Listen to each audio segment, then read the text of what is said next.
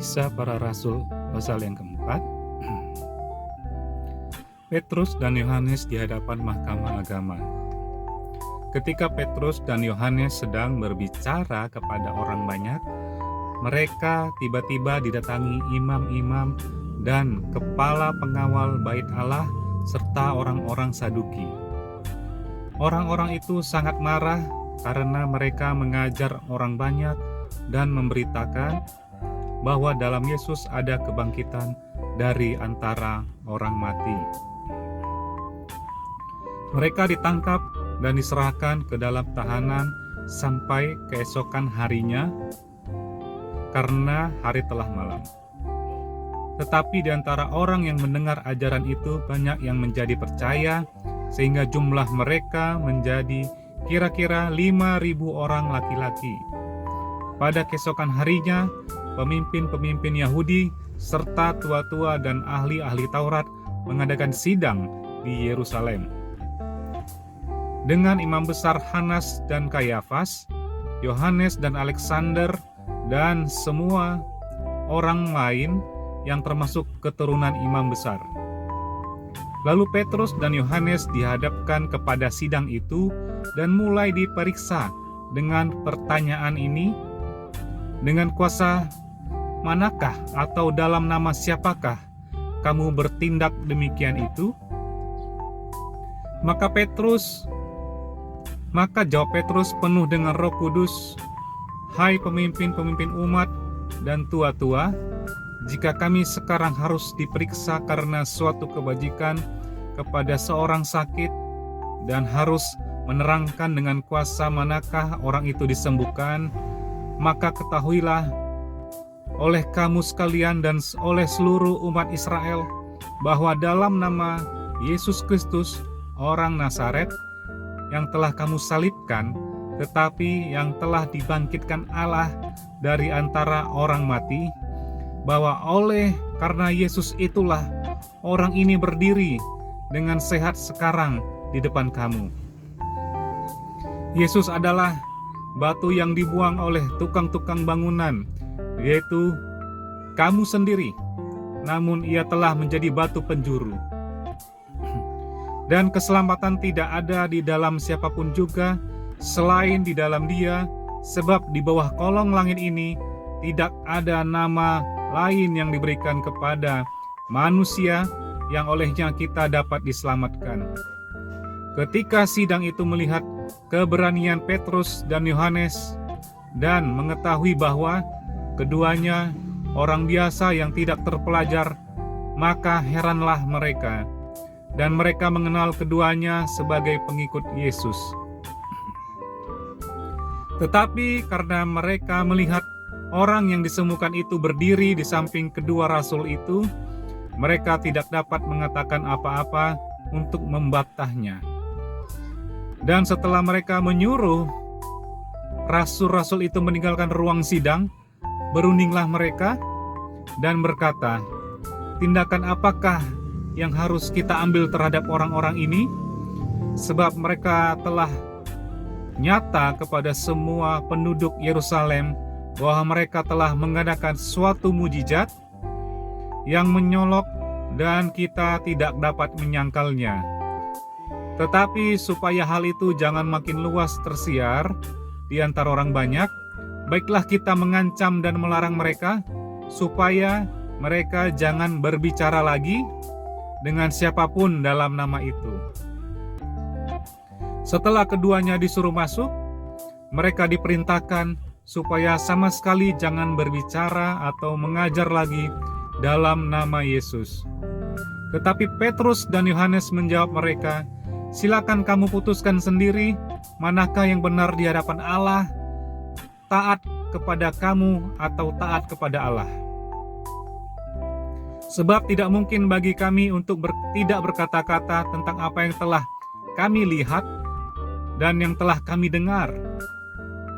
Mereka semakin keras mengancam rasul-rasul itu, tetapi akhirnya melepaskan mereka juga, sebab sidang tidak melihat jalan untuk menghukum mereka karena takut akan orang banyak yang memuliakan nama Allah terhubung dengan apa yang telah terjadi.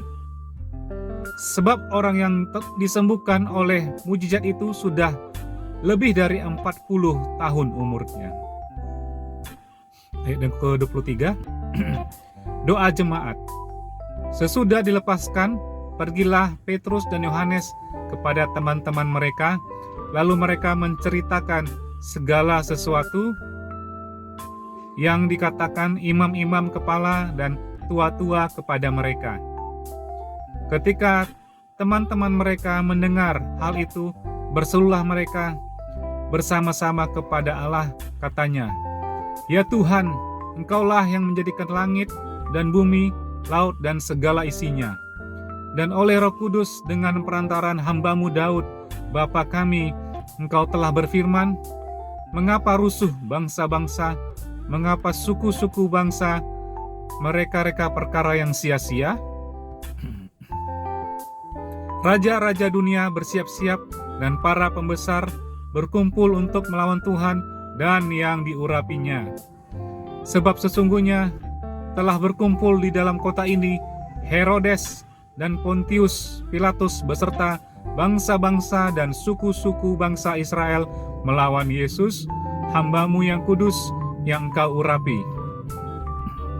untuk melaksanakan segala sesuatu yang telah Engkau tentukan dari semula oleh kuasa dan kehendak-Mu. Dan sekarang ya Tuhan, lihatlah bagaimana mereka mengancam kami, dan berikanlah kepada hamba-hamba-Mu keberanian untuk memberitakan firman-Mu. Ulurkanlah tangan-Mu untuk menyembuhkan orang-orang, dan adakanlah tanda-tanda dan mujizat-mujizat oleh nama Yesus, hamba-Mu yang kudus." Dan ketika mereka sedang berdoa, goyanglah tempat mereka berkumpul itu, dan mereka semua penuh dengan Roh Kudus. Lalu mereka memberitakan firman Allah dengan berani. Ayat ke-32, cara hidup berjemaat. Adapun kumpulan orang yang telah percaya itu, mereka sehati dan sejiwa, dan tidak seorang pun yang berkata bahwa sesuatu dari kepunyaannya adalah miliknya sendiri, tetapi segala sesuatu adalah kepunyaan mereka bersama. Dan dengan kuasa yang besar, rasul-rasul memberi kesaksian tentang kebangkitan Tuhan Yesus, dan mereka semua hidup dalam kasih karunia yang melimpah-limpah.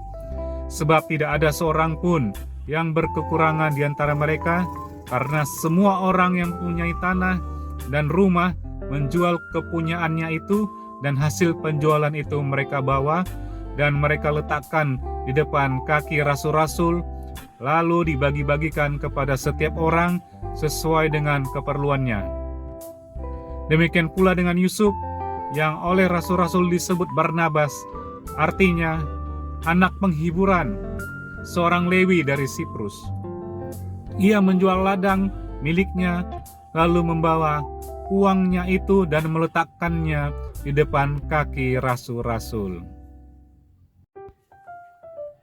Kisah Para Rasul pasal yang ke-5.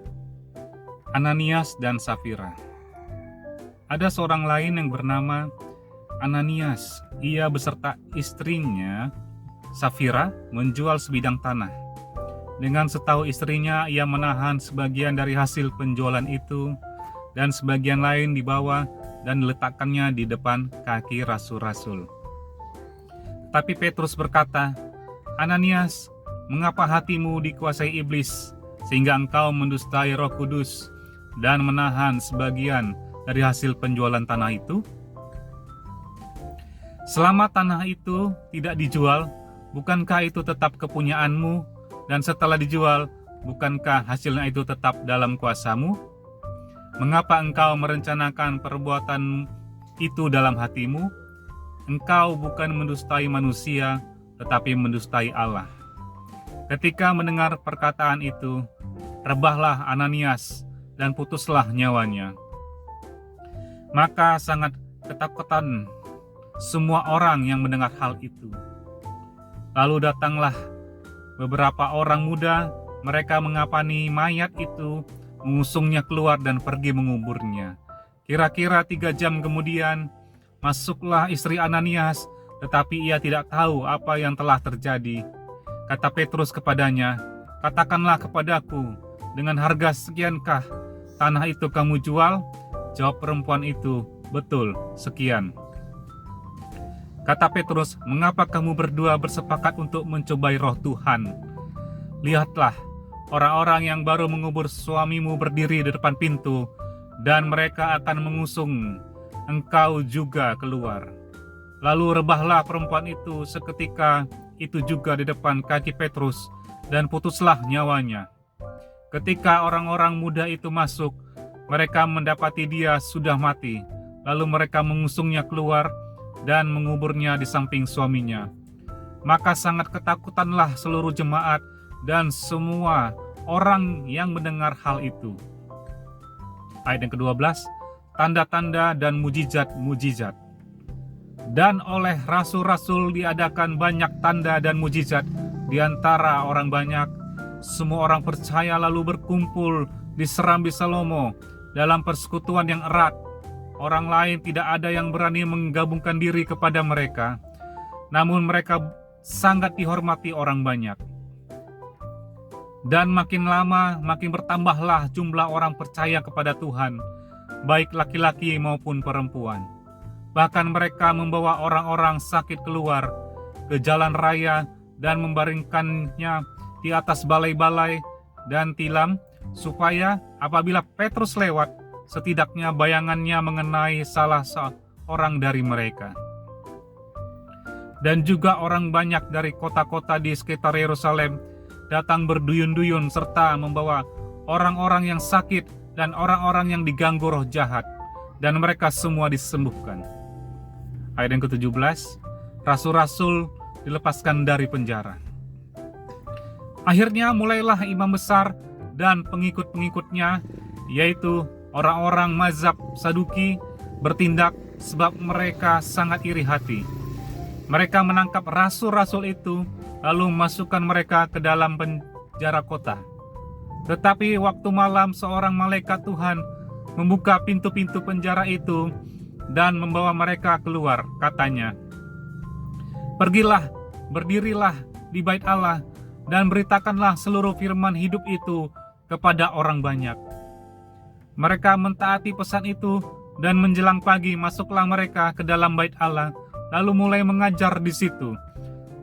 Sementara itu imam besar dan pengikut-pengikutnya menyuruh mahkamah agama berkumpul, yaitu seluruh majelis tua-tua bangsa Israel, dan mereka menyuruh mengambil rasul-rasul itu dari penjara. Tetapi ketika pejabat-pejabat datang ke penjara, mereka tidak menemukan rasul-rasul itu di situ. Lalu mereka kembali dan memberitahukan. Katanya, "Kami mendapati penjara terkunci dengan sangat rapinya, dan semua pengawal ada di tempatnya di muka pintu. Tetapi setelah kami membukanya, tidak seorang pun yang kami temukan di dalamnya." Ketika kepala pengawal bait Allah dan imam-imam kepala mendengar laporan itu, mereka cemas dan bertanya apa yang telah terjadi dengan rasul-rasul itu. Tetapi datanglah seorang mendapatkan mereka dengan kabar, "Lihat, orang-orang yang telah kamu masukkan ke dalam penjara ada di dalam bait Allah, dan mereka mengajar orang banyak." Ayat 26, rasul-rasul di hadapan mahkamah agama, nasihat Gamaliel. Maka pergilah kepala pengawal serta orang-orangnya ke bait Allah, lalu mengambil kedua rasul itu, tetapi tidak dengan kekerasan, karena mereka takut kalau orang banyak melempari mereka. Mereka membawa keduanya dan menghadapkan mereka kepada mahkamah agama. Imam besar mulai menanyai mereka. Katanya, "Dengan keras kami melarang kamu mengajar dalam nama itu, namun ternyata kamu telah memenuhi Yerusalem dengan ajaranmu, dan kamu hendak menanggungkan darah orang itu kepada kami." Tetapi Petrus dan rasul-rasul itu menjawab, katanya, "Kita harus lebih taat kepada Allah daripada kepada manusia. Allah nenek moyang kita telah membangkitkan Yesus yang kamu gantungkan pada kayu salib dan kamu bunuh. Dialah yang telah ditinggikan oleh Allah sendiri dengan tangan kanannya menjadi pemimpin dan juru selamat, supaya Israel dapat bertobat dan menerima pengampunan dosa. Dan kami adalah saksi dari segala sesuatu itu, kami dan Roh Kudus yang dikaruniakan Allah kepada semua orang yang mentaati Dia. Mendengar perkataan itu, sangat tertusuk hati mereka, dan mereka bermaksud membunuh rasul-rasul itu. Tetapi seorang Farisi dalam mahkamah agama itu, yang bernama Gamaliel, seorang ahli Taurat yang sangat dihormati seluruh banyak orang, bangkit dan meminta supaya orang-orang itu disuruh keluar sebentar. Sesudah itu ia berkata kepada sidang, "Hai orang-orang Israel, pertimbangkanlah baik-baik apa yang hendak kamu perbuat terhadap orang-orang ini. Sebab dahulu telah muncul si Teudas yang mengaku dirinya seorang istimewa dan mempunyai kira-kira 400 orang pengikut, tetapi ia dibunuh dan cerai-berailah seluruh pengikutnya dan lenyap. Sesudah ia, pada waktu pendaftaran penduduk, muncullah si Yudas, seorang Galilea, yang menyeret banyak orang dalam pemberontakannya, tetapi ia juga tewas dan cerai-berailah seluruh pengikutnya. Karena itu aku berkata kepadamu, janganlah bertindak terhadap orang-orang ini. Biarkanlah mereka, sebab jika maksud dan perbuatan mereka berasal dari manusia, tentu akan lenyap. Tetapi kalau berasal dari Allah, kamu tidak akan dapat melenyapkan orang-orang ini.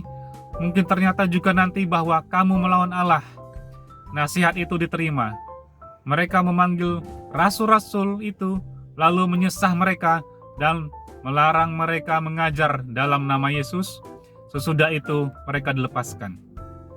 Rasul-rasul itu meninggalkan sidang mahkamah agama dengan gembira karena mereka telah dianggap layak menderita penghinaan oleh karena nama Yesus. Dan setiap hari mereka melanjutkan pengajaran mereka di bait Allah dan di rumah-rumah orang dan memberitakan Injil tentang Yesus yang adalah Mesias.